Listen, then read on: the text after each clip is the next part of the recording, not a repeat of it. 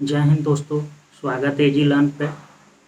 Online GS quiz का हम 5 video बना चुके हैं। अगर उन आप वीडियो को देखना चाहते हैं तो जीएस क्विज के प्लेलिस्ट में जाके उन वीडियो को देख सकते हैं और चैनल को सब्सक्राइब करके अपने भाई को सपोर्ट कर सकते हैं। तो चलिए ऑनलाइन जीएस क्विज का आज का हम वीडियो शुरू करते हैं। तो आज का जो हमारा पहला प्रश्न है वो पदार्थ और उसके रासायनिक नामों से है। तो चलिए आप बताते चलिएगा कि इसका आंसर क्या होगा। तो आज का हमारा पहला प्रश्न है, जिप्सम का रासायनिक नाम क्या है? जिप्सम का रासायनिक नाम क्या है? सही आंसर है कैल्शियम सल्फेट। जिप्सम का रासायनिक नाम क्या है? Calcium sulphate. अगला प्रश्न आप बताइए, ब्लीचिंग पाउडर का रासायनिक नाम क्या होता है? ब्लीचिंग पाउडर का रासायनिक नाम क्या होता है? इसका सही आंसर है कैल्शियम हाइपोक्लोराइड। कैल्शियम हाइपोक्लोराइड और इसका सूत्र होता है CaOCl2। ब्लीचिंग पाउडर का रासायनिक नाम क्या होता है? कैल्शियम हाइपोक्लोराइड और इसका सूत्र होता है CaOCl2। अगला हमारा प्रश्न है, चिली सॉल्ट पीटर का रासायनिक नाम क्या होता है? बताइए, चिली सॉल्ट पीटर का रासायनिक नाम क्या होता है? इसका सही आंसर है सोडियम नाइट्रेट और सूत्र होता है NaNO3। और वही अगला प्रश्न आप बताइए कि उजला थोथा को हम क्या कहते हैं, या उजला थोथा का रासायनिक नाम क्या होता है? इसका सही आंसर है जिंक सल्फेट।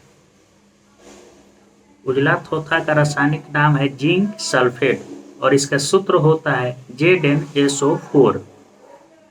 वही आप अगला प्रश्न बताइए कि साधारण नमक का रासायनिक नाम क्या होता है? साधारण नमक का रासायनिक नाम क्या होता है? इसका सही आंसर है सोडियम क्लोराइड और इसका सूत्र होता है NaCl। वही दोस्तों हमारा अगला प्रश्न है मानव शरीर से। तो बताइए, शरीर की सूक्ष्मतम इकाई क्या होती है? मानव शरीर की सूक्ष्मतम इकाई क्या होती है? इसका सही आंसर है कोशिका। अगला हमारा प्रश्न है, मानव शरीर का सबसे बड़ा अंग कौन सा होता है? मानव शरीर का सबसे बड़ा अंग कौन सा होता है? इसका सही आंसर है चमड़ा। वही आप अगला प्रश्न बताइए, मानव शरीर के भीतर सबसे बड़ा अंग कौन सा होता है? इसका सही आंसर है यकृत या लीवर। वही आप अगला प्रश्न बताइए, मानव शरीर की सबसे छोटी हड्डी कौन सी होती है? मानव शरीर की सबसे छोटी हड्डी कौन सी होती है? इसका सही आंसर है स्टेपीज। दोस्तों ये 0.11 इंच होता है। इसकी जो लंबाई होती है स्टेपीज की वो 0.11 इंच होता है। वही दोस्तों आप अगला प्रश्न बताइए, हमारे शरीर की सबसे बड़ी हड्डी कौन सी होती है? हमारे शरीर की सबसे बड़ी हड्डी कौन सी होती है? इसका सही आंसर है फीमर। बता दें दोस्तों कि फीमर की जो लंबाई होती है वो लगभग 19 इंच यानी 19 इंच होता है। वही आप अगला प्रश्न बताइए, सबसे मजबूत हड्डी कौन सी होती है? मानव शरीर की सबसे मजबूत हड्डी कौन सी होती है? इसका सही आंसर है जबड़े की हड्डी। ये जो हड्डी है ये सबसे मजबूत होती है। वही आप अगला प्रश्न बताइए कि मानव शरीर में सबसे ज़्यादा हड्डी किस भाग में होती है? मानव शरीर में सबसे ज़्यादा हड्डी किस भाग में होती है? इसका सही आंसर है हाथ में। दोस्तों हाथ में लगभग 54 हड्डी होती है। वही आप अगला प्रश्न बताइए कि मनुष्य के जीवन काल में कितने दांत 2 बार विकसित होते हैं? अगला प्रश्न आप बताइए, मनुष्य के जीवन काल में कितने दांत 2 बार विकसित होते हैं? इसका सही आंसर है 20। अगला हमारा क्वेश्चन है कि मानव शरीर में कोलेस्ट्रॉल के अधिक के कारण कौन सी बीमारी होती है? मानव शरीर में कोलेस्ट्रॉल के अधिक के कारण कौन सी बीमारी होती है? तो दोस्तों, दिल का दौरा पड़ता है, हार्ट अटैक हो जाता है। जिसको मोटापा होगा दोस्तों, उसको ज़्यादा हार्ट अटैक होगा। अगला हमारा प्रश्न है, विटामिन ए की कमी से कौन सी बीमारी होती है? बताइए, विटामिन ए की कमी से कौन सी बीमारी होती है? इसका सही आंसर है रतौंधी। अगला हमारा प्रश्न है, विटामिन बी की कमी से कौन सी बीमारी होती है? विटामिन बी की कमी से कौन सी बीमारी होती है? इसका सही आंसर है बेरी और साथ ही थकान भी महसूस होता है। विटामिन बी की कमी से बेरी होता है और साथ ही थकान भी महसूस होता है। अगला हमारा प्रश्न है, विटामिन B6 की कमी से कौन सी बीमारी होती है? विटामिन B6 की कमी से कौन सी बीमारी होती है? तो क्या होगा? शरीर का भार कम हो जाएगा, त्वचा रोग होगा। अगला हमारा प्रश्न है, विश्व में सबसे लंबा और सबसे छोटा कौन क्या है? तो देख लेते हैं, सबसे विशालतम रेगिस्तान कौन सा है? सबसे विशालतम रेगिस्तान कौन सा है? इसका सही आंसर है सहारा। वही आप बताइए कि विश्व में सबसे लंबी नदी कौन सी है? विश्व में सबसे लंबी नदी कौन सी है? इसका सही आंसर है नील नदी। शायद ये क्वेश्चन सभी लोगों को मालूम होगा। विश्व की सबसे छोटी नदी कौन है?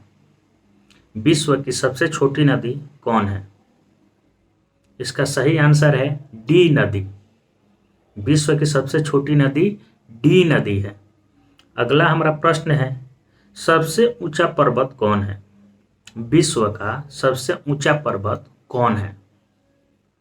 इसका सही आंसर है माउंट एवरेस्ट। अगला आप बताइए, विश्व में क्षेत्रफल की दृष्टि से सबसे बड़ा देश कौन सा है? विश्व में क्षेत्रफल की दृष्टि से सबसे बड़ा देश कौन सा है? इसका सही आंसर है रूस। वही आप बताइए, विश्व में जनसंख्या की दृष्टि से सबसे बड़ा देश कौन सा है? विश्व में क्षेत्रफल की दृष्टि से सबसे बड़ा देश कौन सा है? रूस। वही आप, विश्व में जनसंख्या की दृष्टि से सबसे बड़ा देश है चीन और भारत का स्थान दोस्तों जनसंख्या की दृष्टि से दूसरे नंबर पे है। वही आप बताइए कि विश्व में सबसे ज़्यादा सीमा रेखा वाला देश कौन सा है? विश्व में सबसे ज़्यादा सीमा रेखा वाला देश कौन सा है? सीमा रेखा वाला मतलब कि किस देश से सबसे ज़्यादा देशों की सीमा लगती है? इसका सही आंसर है चीन। वही विश्व में सबसे लंबा तट रेखा वाला देश कौन सा है? विश्व में सबसे लंबा तट रेखा वाला देश कौन सा है? कनाडा। तट रेखा मतलब कि समुद्री जो उसके अगल बगल, उस देश के अगल बगल में समुद्र जो है वो ज़्यादा है। अगला हमारा प्रश्न है, मध्य रात्रि सूर्य की परिघटना कहाँ होती है?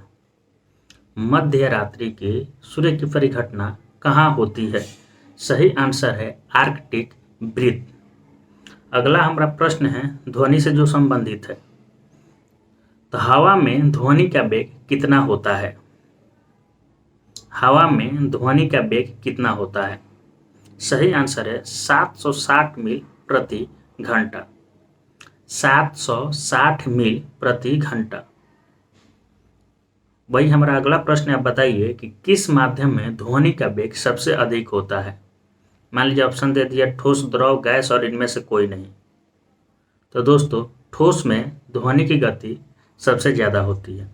अगला हमारा प्रश्न है, मनुष्य कितने हर्ट्ज तक की ध्वनि को सुन सकता है? इसका सही आंसर है 20 हर्ट्ज से 20,000 हर्ट्ज तक। 20 हर्ट्ज से 20,000 हर्ट्ज तक। अगला प्रश्न आप बताइए, वायु में ध्वनि का वेग किस पर निर्भर करता है? वायु में ध्वनि का वेग किस पर निर्भर करता है? इसका सही आंसर है तापमान पर। अगला हमारा प्रश्न है, मादा ध्वनि नर ध्वनि से अलग किस कारण से होता है? मादा ध्वनि नर ध्वनि से अलग किस कारण से होता है? इसका सही आंसर है तारत्व। अगला हमारा प्रश्न है, एकॉर्डिक्स किससे संबंधित है? एकॉर्डिक्स किससे संबंधित है? इसका सही आंसर है ध्वनि। वही आप बताइए अगला प्रश्न, मनुष्य के लिए अधिकतम ध्वनि का मान कितना होता है? मनुष्य के लिए अधिकतम ध्वनि का मान कितना होता है? दोस्तों 60 डेसिबल। 60 डेसिबल से ऊपर मनुष्य ध्वनि को नहीं सुन सकता है। अगला हमारा प्रश्न है, कुछ महान व्यक्ति और वो किस देश के रहने वाले हैं, इससे संबंधित है। तो आइए इसको भी देखते हैं। फील्ड मार्शल ई रोमेल किस देश के थे? फील्ड मार्शल ई रोमेल जो थे वो किस देश के थे? वह एक फ्रांसीसी थे। अगला हमारा प्रश्न है, आप बताइए हिटलर कहाँ का रहने वाला था? हिटलर कहाँ के रहने वाला था? इसका आंसर है जर्मनी। अगला हमारा प्रश्न है, मुसोलिनी कहाँ का रहने वाला है? मुसोलिनी कहाँ का रहने वाला था? इसका सही आंसर है इटली। अगला आप बताइए, मार्टिन लूथर किंग कहाँ के रहने वाले थे? मार्टिन लूथर किंग कहाँ के रहने वाले थे? इसका सही आंसर है अमेरिका। अगला हमारा प्रश्न है, अरस्तु कहाँ के रहने वाले थे? अरस्तु कहाँ के रहने वाले थे? इसका सही आंसर है यूनान। वही हमारा अगला प्रश्न है, अब बताइए नेल्सन मंडेला कहाँ के रहने वाले थे? इसका सही आंसर है दक्षिण अफ्रीका। अगला हमारा जो क्वेश्चन है वो फिल्मों से संबंधित है। चलचित्र बनाने वाले प्रथम भारतीय कौन थे? यानी फिल्म बनाने वाले प्रथम भारतीय कौन थे? इसका सही आंसर है दादा साहेब फाल्के। वही आप अगला प्रश्न बताइए, भारत में सर्वप्रथम फिल्म का प्रदर्शन कहाँ किया गया था? भारत में सर्वप्रथम फिल्म का प्रदर्शन कहाँ किया गया था? इसका सही आंसर है वाटसन होटल, मुंबई। भारत में सर्वप्रथम फिल्म का प्रदर्शन वाटसन होटल, मुंबई में किया गया था। वही आप अगला प्रश्न बताइए, भारत में निर्मित प्रथम अंग्रेजी फिल्म कौन थी? भारत में निर्मित प्रथम अंग्रेजी फिल्म कौन थी? इसका सही आंसर है नूरजहां। अगला प्रश्न बताइए, भारत का प्रथम सिनेमा हॉल कौन सा है? भारत का प्रथम सिनेमा हॉल कौन सा है? इसका सही आंसर है एल्फिंस्टन पिक्चर पैलेस, कोलकाता। भारत का प्रथम सिनेमा हॉल कौन सा है? Elphinstone picture palace, Kolkata. वही हमारा अगला प्रश्न जो है वो राष्ट्रीय गीत से संबंधित है। तो राष्ट्रीय गीत वंदे मातरम किसमें संकलित है? राष्ट्रीय गीत वंदे मातरम किसमें संकलित है? इसका सही आंसर है आनंद मठ। वही आप अगला प्रश्न बताइए कि राष्ट्रीय गीत को संविधान सभा द्वारा कब स्वीकार किया गया? राष्ट्रीय गीत को संविधान सभा द्वारा कब स्वीकार किया गया? इसका सही आंसर है 24 जनवरी 1950। अब अगला प्रश्न बताइए कि राष्ट्रीय गीत को किसने स्वरबद्ध किया है? कि राष्ट्रीय गीत को किसने स्वरबद्ध किया है, यानी इसका स्वर दिया है? इसका सही आंसर है रविन्द्रनाथ टैगोर। अगला प्रश्न बताइए कि राष्ट्रीय गीत के रचनाकार कौन है? शायद ये सब किसी को मालूम होगा। इसका सही आंसर है बंकिम चंद्र चटर्जी। अगला आप बताइए कि राष्ट्रीय गीत की रचना कब की गई थी? राष्ट्रीय गीत की रचना कब की गई थी? इसकी रचना 7 नवंबर 1876 ईस्वी को की गई थी। अगला प्रश्न बताइए कि राष्ट्रीय गीत पहली बार कब और कहाँ गाया गया था? राष्ट्रीय गीत पहली बार कब और कहाँ गाया गया था? इसका सही आंसर है 1896 कलकत्ता अधिवेशन। अगला हमारा प्रश्न जो है वो नदी और उसके किनारे बसे शहर से है। लुधियाना किस नदी के किनारे बसा हुआ है? लुधियाना किस नदी के किनारे बसा हुआ है? इसका सही आंसर है सतलज नदी। अगला प्रश्न बताइए, आगरा किस नदी के किनारे है? आगरा किस नदी के किनारे है? इसका सही आंसर है यमुना नदी। अगला प्रश्न बताइए कि अयोध्या किस नदी के किनारे बसा हुआ है? अयोध्या किस नदी के किनारे बसा हुआ है? इसका सही आंसर है सरयू नदी। अगला अब प्रश्न बताइए कि पटना किस नदी के किनारे बसा हुआ है? पटना किस नदी के किनारे बसा हुआ है? इसका सही आंसर है गंगा नदी। अगला अब बताइए कि उज्जैन किस नदी के किनारे है? उज्जैन किस नदी के किनारे है? इसका सही आंसर है शिप्रा नदी। उज्जैन शिप्रा नदी के किनारे बसा हुआ है। वही अब बताइए कि नासिक किस नदी के किनारे बसा हुआ है? नासिक किस नदी के किनारे बसा हुआ है? इसका सही आंसर है गोदावरी नदी। अगला प्रश्न अब बताइए कि लखनऊ किस नदी के किनारे बसा हुआ है? लखनऊ किस नदी के किनारे बसा हुआ है? इसका सही आंसर है गोमती नदी। अगला प्रश्न बताइए, कोटा किस नदी के किनारे बसा हुआ है? कोटा किस नदी के किनारे बसा हुआ है? इसका सही आंसर है चंबल नदी। अब हमारा अगला प्रश्न है अम्ल और क्षार से, यानी एसिड और बेस से। तो अम्ल वर्षा का मुख्य कारण क्या है? अम्ल वर्षा का मुख्य कारण क्या है? तो सल्फर डाइऑक्साइड और नाइट्रस ऑक्साइड। अगला हमारा प्रश्न है कि कौन सा पदार्थ नीले लिटमस को लाल कर देता है? कौन सा पदार्थ नीले लिटमस को लाल कर देता है? इसका सही आंसर है अम्ल। अगला प्रश्न बताइए कि अम्ल का पीएच मान कितना होता है? अम्ल का पीएच मान कितना होता है? आंसर है 7 से कम। वही आप क्षार का पीएच मान कितना होता है? तो 7 से ज़्यादा। वही स्वाद में कड़वा कौन लगता है, अम्ल या क्षार? इसका सही आंसर है क्षार। वही अब बताइए कि धातु के ऑक्साइड मूलतः कैसे होते हैं? धातु के ऑक्साइड मूलतः कैसे होते हैं? दोस्तों ये होते हैं क्षारीय। अगला प्रश्न है, वह पदार्थ जो जल में घुलकर H+ आयन देता है उसे क्या कहते हैं? वह पदार्थ जो जल में घुलकर H+ आयन देता है उसे क्या कहते हैं? इसका आंसर है अम्ल। वही अगला प्रश्न आप बताइए कि वह पदार्थ जो जल में घुलकर OH- आयन देता है उसे क्या कहते हैं? जल में घुलकर जो OH- देता है उसे क्या कहते हैं?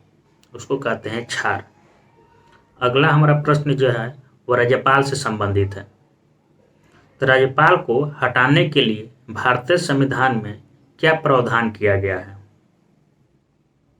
राज्यपाल को हटाने के लिए भारतीय संविधान में क्या प्रावधान किया गया है? इसका सही आंसर है कि संविधान में कोई प्रावधान नहीं है। राष्ट्रपति जब चाहे राज्यपाल को हटा सकते हैं। ये राष्ट्रपति के मन पे है, उनको मन किया कि इस राज्यपाल को हटाना है तो उनको हटा सकते हैं। अगला हमारा प्रश्न है कि राज्यपाल की नियुक्ति कौन करता है? राज्यपाल की नियुक्ति कौन करता है? सही आंसर है राष्ट्रपति। वही हमारा अगला प्रश्न है, राज्यपाल का कार्यकाल कितना होता है? राज्यपाल का कार्यकाल कितना होता है? आंसर है 5 वर्ष। अगला प्रश्न बताइए कि राज्यपाल पद हेतु न्यूनतम आयु सीमा कितनी होती है? राज्यपाल पद हेतु न्यूनतम आयु सीमा कितनी होती है? इसका सही आंसर है 35 वर्ष। वही आप बताइए कि राज्यपाल अध्यादेश किस अनुच्छेद के तहत जारी करता है? राज्यपाल अध्यादेश किस अनुच्छेद के तहत जारी करता है? इसका सही आंसर है अनुच्छेद 213 213। अगला हमारा प्रश्न है कि राज्य की कार्यपालिका शक्ति किसमें निहित होती है? राज्य की कार्यपालिका शक्ति किसमें निहित होती है?